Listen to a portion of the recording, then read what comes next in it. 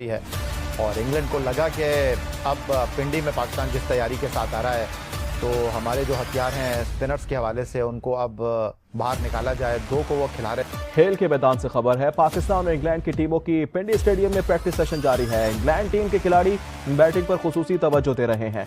Pakistani coach, selector और कप्तान ने पिच का जायजा भी लिया है। मजीद जानते नुमाइंदा आज न्यूज़ अफजल जावेद से। अफजल, आप बताइएगा कि टीम 24 अक्टूबर से रावलपिंडी के मकाम पर इंग्लैंड के खिलाफ सीरीज का तीसरा और आखिरी टेस्ट मैच खेलेगी। ये मैच फैसला कौन है, क्योंकि सीरीज मुल्तान में बराबर हो चुकी है। पहला टेस्ट मैच बड़े मार्जिन से जीता था इंग्लैंड ने और दूसरे मैच में पाकिस्तान ने वाज़ेह तौर पर इंग्लैंड कि पाकिस्तान अपने सीनियर प्लेयर्स के साथ दौरा करेगा। और मैं आपको ये भी बता चुका हूँ कि पाकिस्तान क्रिकेट बोर्ड और पाकिस्तान क्रिकेट बोर्ड की जो एस्टेब्लिशमेंट है वो मोहम्मद रिजवान को कप्तानी देने के ऊपर भी आपस में कि पाकिस्तान अपने सीनियर प्लेयर्स के साथ दौरा करेगा। और मैं आपको ये भी बता चुका हूँ कि पाकिस्तान क्रिकेट बोर्ड और पाकिस्तान क्रिकेट बोर्ड की जो एस्टेब्लिशमेंट है वो मोहम्मद रिजवान को कप्तानी देने के ऊपर भी आपस में उनको भी मैं इसलिए कसूरवार कहता हूँ कि इस तरह के शॉट खेलते हैं। मेरा ख्याल है मैकलम ने ये कभी ये नहीं बताया कि यार कभी इस टाइप की बजाय, हालांकि ये खेल के आए थे श्रीलंका में, कभी ये नहीं बताया कि अगर इस टाइप का कुछ हो रहा हो तो आपको फ्रंट फुट पे रहना है या बैक फुट पे जाना है। निकले ना फ्रंट फुट के ऊपर रिजवान ने स्टंप कर दिया था जैक क्राली को। जी हाँ, मतलब आई मीन कि वो तो बिल्कुल ही ऐसा हो गया ना। अब वो सामने एक चीज़ बिल्कुल जिसे कहना चाहिए रफ पड़ी है, मिट्टी पड़ी हुई है और वो उसी से घबराए जा रहे हैं। इसकी भी टेक्निक। अभी मैं जो तस्वीर देख रहा हूँ पिंडी से तौसीफ अहमद साहब, दोनों तरफ पंखे तो लगे हुए हैं लेकिन वो जो रफ पैचेस थे पिच के साइड में वो मुझे नहीं दिखाई दे रहे पिंडी में। नहीं, पिंडी में कैसे, ये तो फ्रेश पिच है और अभी मेरा नहीं ख्याल कि ये दूसरे तीसरे दिन ऐसे नहीं कि पहले ही दिन दायर थोड़ा सा मॉइस्चर अगर होगा तो शायद टर्न हो जाए। बट आई थिंक मेरा ख्याल है टाइम के साथ साथ यहाँ भी टर्न होगा और उस पर डेफिनेटली इस तरह जो है जो पाकिस्तान ने स्ट्रेटजी बनाई थी वो तो खैर रफ हमें नज़र आ रहा था, इस पर भी यही स्ट्रेटजी होगी। ये जो सिकंदर साहब तौसीफ अहमद साहब बात कर रहे हैं कि वो लेग स्पिनर इंक्लूड कर रहे हैं, आप लेग स्पिनर को एक्सक्लूड कर रहे हैं, तो मैं ये आपसे जानना चाहता हूँ कि क्या कहेंगे आप। ठीक है, पहले टेस्ट मैच में जो इस टेस्ट मैच से पहले हुआ, जाहिद और नोमानी बॉलिंग करते, नोमान और साजिद ही बॉलिंग करते रहे और बेचारे जाहिद जो हैं वो अपनी बारी का इंतज़ार करते रहे, उनको बहुत कम बॉलिंग का मौका मिला। अब हम सोच रहे हैं कि एक फास्ट बॉलर को जिस तरह आप तजवीज़ दे रहे थे कि होना चाहिए, आप इस चीज़ को किस तरह देख रहे हैं? कि मेरी लिए सबसे ज़्यादा इंटरेस्टिंग यही होगा जो भी आप लोग बात कर रहे हो कि 3 स्पिनर्स को वो कैसे हैंडल करता है। हमारा कप्तान तो नहीं कर सका, हमारे कप्तान को समझ में नहीं आया और उन दोनों ने इतनी अच्छी बॉल भी कर दी है कि उसको मौका ही नहीं मिला, जाहिद को इस्तेमाल ही नहीं किया, तो वो भी एक बेचारे के साथ ज़्यादती होगी। तो अब ये देखना है कि स्टोक उनको किस तरह इस्तेमाल करता है, नंबर 1। नंबर 2, ये जो पिच है जो मुल्तान की थी वो 5 दिन की खेली हुई थी, उसके बाद उसमें खेल के मैदान से खबर है, पाकिस्तान और इंग्लैंड की टीमों की पिंडी स्टेडियम में प्रैक्टिस सेशन जारी है। इंग्लैंड टीम के खिलाड़ी बैटिंग पर खुसूसी तवज्जो दे रहे हैं। पाकिस्तानी कोच, सिलेक्टर और कप्तान ने पिच का जायजा भी लिया है। मजीद जानते नुमाइंदा आज न्यूज़ अफजल जावेद से। अफजल, आप बताइएगा सेशन कैसा चल रहा है? जी बिल्कुल, पाकिस्तान और इंग्लैंड की टेस्ट टीमें इस वक्त पिंडी क्रिकेट स्टेडियम में मौजूद है, जो तीसरे और फैसला कुन टेस्ट मैच की तैयारियों के लिए इस वक्त पिंडी क्रिकेट स्टेडियम में अपनी बैटिंग और फील्डिंग सेशन में हिस्सा ले रही है। इंग्लिश क्रिकेट टीम के कप्तान बेन स्टोक जो आज यहाँ पे पिंडी स्टेडियम अपने स्क्वाड के आज पहुंचे, तो उन्होंने जो पिंडी क्रिकेट स्टेडियम के जो पिच है उसका जायजा लिया कि किस तरीके से स्ट्रेटेजी बनाई जाए और पाकिस्तान को तीसरे और फैसला कुन टेस्ट मैच में शिकस्त दी जाए। साथ साथ पाकिस्तान टेस्ट टीम के कप्तान शान मसूद ने भी जो है कोच जैसन गिलेस्पी और सिलेक्टर आकिब जावेद के हमरा जो पिच है उसका जायजा लिया और स्ट्रेटेजी बनाई जा रही है कि किस तरीके से इंग्लैंड टेस्ट स्क्वाड को तीसरे और फैसला कुन टेस्ट मैच में जेर किया जाए और सीरीज जो है पाकिस्तान अपने नाम कर सके। आप देखना ये होगा कि दोनों टीमें जो है तीसरे और फैसला कुन टेस्ट मैच में आया कोई तब्दीली लेकर आते हैं कि पाकिस्तान अपने सीनियर प्लेयर्स के साथ दौरा करेगा। और मैं आपको ये भी बता चुका हूँ कि पाकिस्तान क्रिकेट बोर्ड और पाकिस्तान क्रिकेट बोर्ड की जो एस्टेब्लिशमेंट है वो मोहम्मद रिजवान को कप्तानी देने के ऊपर भी आपस में इत्तेफाक कर चुकी है। लेकिन आज इस वक्त मैं आपको अपडेट दे रहा हूँ, ये लेटेस्ट अपडेट है वो ये कि मोहम्मद रिजवान जो है, जब से मीडिया के ऊपर ये खबरें आई, हम सब ने स्टोरियाँ की, PCB के ज़राए से हम सब लोगों ने बताया कि पाकिस्तान क्रिकेट बोर्ड रिजवान को कप्तान बनाने के बारे में अपना माइंड बना चुका है और रिजवान को ये ओहदा दिया जा सकता है। तो जो पाकिस्तान क्रिकेट बोर्ड के साथ मोहम्मद रिजवान की जो निगोसिएशन चल रही है, उन निगोसिएशन के अंदर कहीं ना कहीं एक डेडलॉक सा आ रहा है।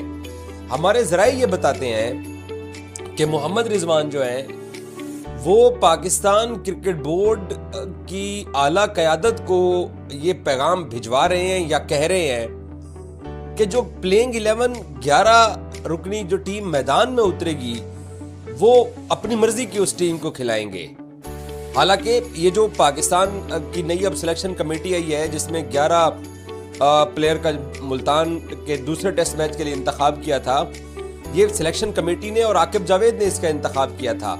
कप्तान और कोच को मैनेज कर दिया गया। इसके अंदर कप्तान और कोच की मर्जी सिर्फ राय ली जाती है, बाकी प्लेइंग 11 अब आकिब ने बना के देनी है, जो 11 रुकनी टीम मैदान में उतरनी है। अब जब पाकिस्तान वनडे और T20 के लिए रिजवान को कप्तान बनाना चाहता है तो रिजवान ने बोर्ड को कहा है कि जी मेरी ज्यादा राय शामिल होनी चाहिए। एक तरह से वो ये चाह रहे हैं कि जी मैं पावरफुल कप्तान के तौर के ऊपर पाकिस्तान क्रिकेट टीम की क़यादत करना चाहता हूं, क्योंकि पाकिस्तान क्रिकेट बोर्ड का ये पता तो है ही नहीं कि किसी वक्त भी किसी का भी लीवर नीचे खींच दे। तो रिजवान जो है वो चाहते हैं कि वो डिग्निटी के साथ कप्तानी करें। वो उस तौर पे कप्तानी करना चाहते हैं जहां पर हार जीत का अगर जिम्मेदार कप्तान है, रिजवान है, तो वो चाहता है कि जी प्लेइंग 11 भी मेरी मर्जी की होनी चाहिए। अब बोर्ड एक नए तर्ज के ऊपर जा रहा है, क्योंकि आप सब लोगों ने देखा है कि आकिब जावेद ने मुल्तान में प्लेइंग 11 बनाई है। तो बोर्ड के माइंड में ये है कि सिलेक्शन कमेटी जो है वो कप्तान के साथ कोऑर्डिनेट करे और कोच के साथ कोऑर्डिनेट करे, लेकिन हतमी राय जो है वो सिलेक्शन कमेटी की होनी चाहिए। अब जो टीम ग्राउंड में उतरनी है, जिसको टीम को खिलाना है और आगे आपने ऑस्ट्रेलिया का दौरा करना है, सारे मामलात बड़े क्रूशल हैं। और ये कोई पिंडी और मुल्तान की पिचेस वाला भी चक्कर नहीं है कि आकिब जावेद 2 बड़े पंखे लगवा देंगे और 2 बड़े पंखे लगवा के तो वो सारे स्पिनर्स के साथ टेस्ट मैच जीत जाएंगे तो उनकी वाह हो जाएगी।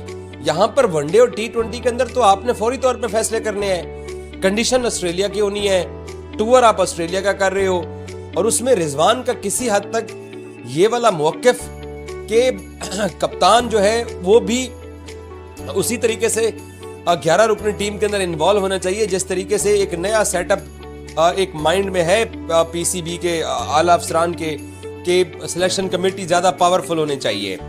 एक तो ये अच्छा किया, मैं इसके हक में हूँ कि जो पाकिस्तान क्रिकेट टीम का इंतखाब होता है उसमें कप्तान का और कोच का इतना ज्यादा अमल दखल नहीं होना चाहिए। ये सिलेक्शन कमेटी पावरफुल होनी चाहिए।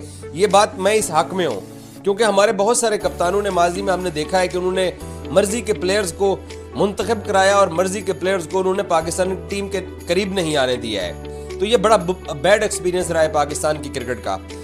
अब लेकिन ये जो प्लेइंग 11 होने जा रही है, प्लेइंग 11 जो होगी उसमें कप्तान का अगर कम इनपुट होगा तो जिम्मेदार फिर कौन होगा? क्या आकिब जावेद जिम्मेदार होंगे? तो ये डेडलॉक एक रिजवान का और पाकिस्तान क्रिकेट बोर्ड का कि टीम 24 अक्टूबर से रावलपिंडी के मकाम पर इंग्लैंड के खिलाफ सीरीज का तीसरा और आखिरी टेस्ट मैच खेलेगी। ये मैच फैसला कौन है, क्योंकि सीरीज मुल्तान में बराबर हो चुकी है। पहला टेस्ट मैच बड़े मार्जिन से जीता था इंग्लैंड ने, और दूसरे मैच में पाकिस्तान ने वाज़े तौर पर इंग्लैंड को शिकस्त देकर सीरीज बराबर की थी। लेकिन अब अहम सवाल ये है कि रावलपिंडी में क्या पाकिस्तान क्रिकेट बोर्ड मुल्तान के दूसरे टेस्ट मैच की तरह वैसी स्पिन पिच तैयार कर सकेगा या नहीं, और उस तनाजुर में पाकिस्तान टीम में कौन सी तब्दीलियाँ मुतवक्की हैं उसका हम जायज़ा लेते हैं। और यहाँ यह बात भी काबिल ज़िक्र है कि रावलपिंडी में पाकिस्तान ने आखिरी तीनों मैचों में शिकस्त खाई है, जबकि उससे पहले ऑस्ट्रेलियाई टीम का जो मैच था पाकिस्तान का यहाँ ड्रा हुआ था। पाकिस्तान को एक तो इंग्लैंड के खिलाफ शिकस्त हुई, फिर रावलपिंडी के मकाम पर बांग्लादेश के खिलाफ दोनों मैचों में शिकस्त का सामना करना पड़ा था। तो अब इस तनाजुर में रावलपिंडी का मकाम भी पाकिस्तान के लिए किसी हद तक डरावना ख्वाब बनता हुआ दिखाई दे रहा है। लेकिन फिर भी अहम सवाल ये है कि अगर यहाँ पर स्पिन पिच उस तरह बन सकेगी, अगर बन गई तो पाकिस्तान टीम के जीतने के जो चांसेस हैं वो बढ़ जाएंगे। दूसरी अहम बात यह है कि रावलपिंडी की पिच स्पिन के बजाय फास्ट बॉलर को ज़्यादा सपोर्ट करती है। ये रावलपिंडी पिच की तारीख रही है। तो इसलिए पाकिस्तान की प्लेइंग 11 में, जिसमें 3 रेगुलर स्पिनर्स और उसके अलावा 3 पार्ट टाइम स्पिनर्स मौजूद थे, 6 से 7 बॉलिंग ऑप्शन स्पिन के पाकिस्तान के पास थे मुल्तान के दूसरे टेस्ट में। तो इसमें एक स्पेशलिस्ट स्पिनर कम किया जा सकता है जो कि मुमकिन तौर पर ज़ाहिद महमूद होंगे।